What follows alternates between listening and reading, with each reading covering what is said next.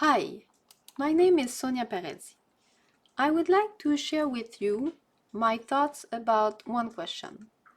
Does carbon tax cause hunger and malnutrition? I asked myself that question because in September, Pierre Poilievre said that carbon tax generates hunger and malnutrition.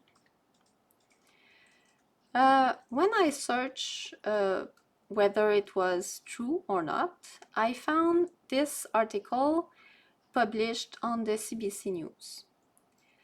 According to them, carbon tax had negligible impact on inflation, new study says. Indeed, University of Calgary professors find that prices are only 0.5% higher due to carbon tax and other measures. That study said that most of the price increases over that time were driven by global factors, such as surging energy prices and the disruption of supply chains caused by the pandemic. The rising global price of oil has had a far greater impact on overall costs than domestic emissions pricing policies, the study's authors said. 90% of government revenues from the carbon tax are returned to households through Canada carbon rebate payments issued every quarter. The other 10% of carbon tax revenue is directed to programs that help businesses, schools, municipalities, and other grant recipients reduce their fossil fuel consumption. I found the original study. So that study was published in December 2024 by Tombe and Winter, and the title is Does Emissions Pricing Hurt Affordability? Quantifying the Effects on Canadian Households. In this report, I found among the different figures and tables, the figure 6. That figure shows the effect of indirect tax changes on consumer prices in Canada from January 2019 to April 2024. What we can see is that the federal carbon tax was introduced early 2019. From that moment, the prices of goods increased a lot, and it is the line in black. However, we can remove the effect of indirect tax and changes, which is the line in red, and we see that there is not a lot of impact from indirect tax changes. So the authors give that note. This figure displays the change in average consumer prices, all items, in Canada with and without the effect of indirect taxes included. Indirect taxes include all taxes on products, such as sales taxes, various excise taxes, and carbon taxes.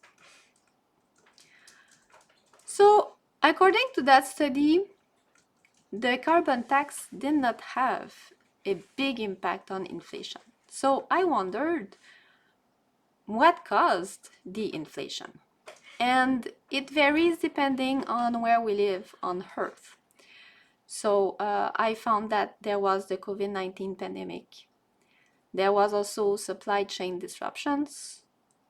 For some, Russia's invasion of Ukraine in February 2022 increased a lot inflation. For some people, investor speculations following the start of the fighting between Israel and Gaza was a cause. There was also import prices, also rapid increase in rent prices, and in some cases, inflation was caused by climate changes. Here I found an example where inflation was caused by climate changes. So we have here three examples. We have first the example of olive oil. The price increased a lot because of droughts in Spain, Portugal, and Greece that undermined the harvest. A similar thing for the coffee, like for olive oil, bad harvests explain the record increases. For beef, droughts in North America increase the price of cereals that is used to feed cattle. So the result is that the farmers had to reduce the size of the herds, decreasing the offer. Okay, so what do we know exactly of the level of atmospheric carbon dioxide? Here I found the level of carbon dioxide on a site from NASA. Their latest measurement was taken in November 2024, and it gave 424 ppm. Here is their key takeaway. Carbon dioxide in the atmosphere warms the planet, causing climate change. Human activities have raised the atmosphere's carbon dioxide content by 50% in less than 200 years. That statement, we can see it in more details in those two figures. On the left, we have direct measurements of carbon dioxide from 1958 to present. On the right, we have indirect measurements taken from ice. And what we see is that for millennia, so at least the last 800,000 years, the atmospheric carbon dioxide had never been above 300 ppm.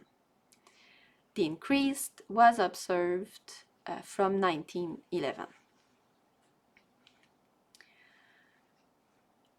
On January 10th, so a few days ago, there was a report, which is the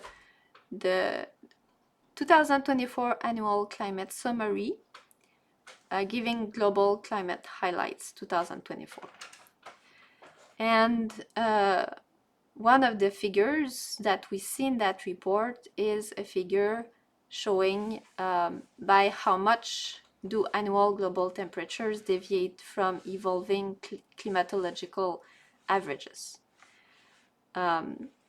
Here we see that 2024 gave the highest difference. So here is one of their summaries. 2024 was a second record-breaking year, following the exceptional 2023. Indeed, 2024 saw unprecedented global temperatures following on from the remarkable warmth of 2023. It also became the first year with an average temperature clearly exceeding 1.5 degrees Celsius above the pre-industrial level, a threshold set by the Paris Agreement to significantly reduce the risks and impacts of climate change. Multiple global records were broken for greenhouse gas levels and for both air temperature and sea surface temperature, contributing to extreme events including floods, heat waves, and wildfires.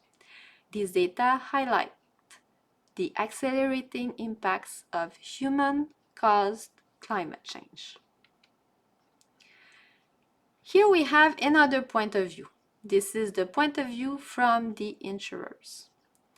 In summer 2024 was the most expensive in history for Canadian insurers. So here we have more details. The principal extreme climatic events in summer 2024 were the hailstorm in Alberta, the floods in Quebec, the floods in the south of Ontario, and the forest fires in Jasper. Those 4 events alone cost more than $7.1 billion to Canadian insurers. On the right, we see the most expensive years in compensations for extreme meteorological phenomena in dollars of 2023.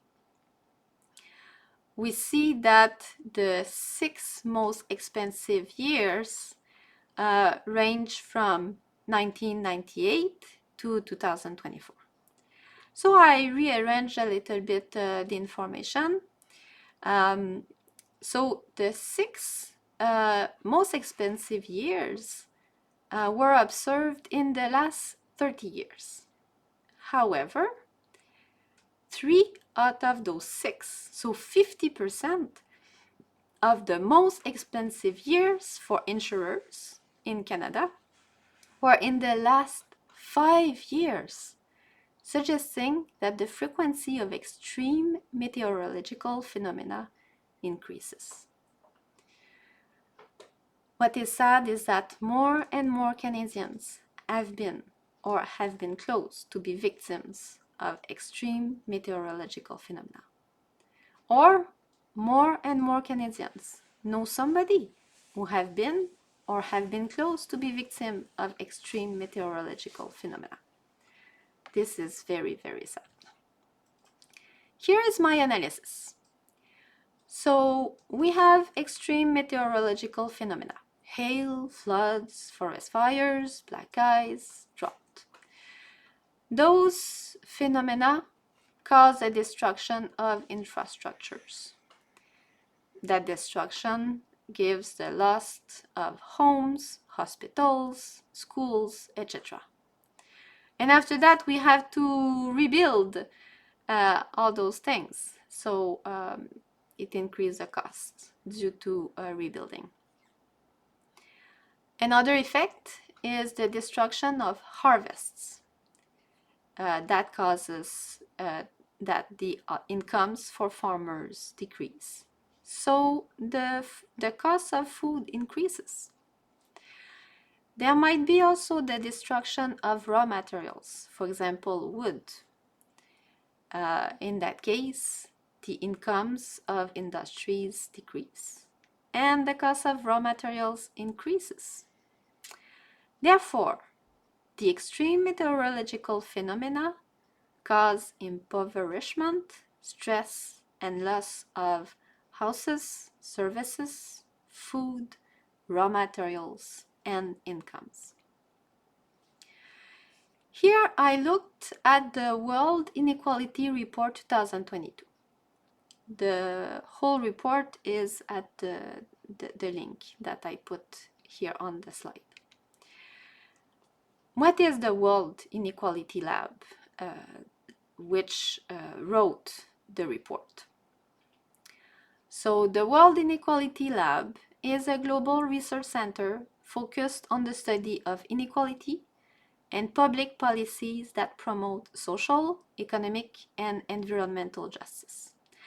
Their main missions are the extension of the World Inequality Database, the publication of working papers, reports, and methodological handbooks, and the dissemination in academic circles and public debates.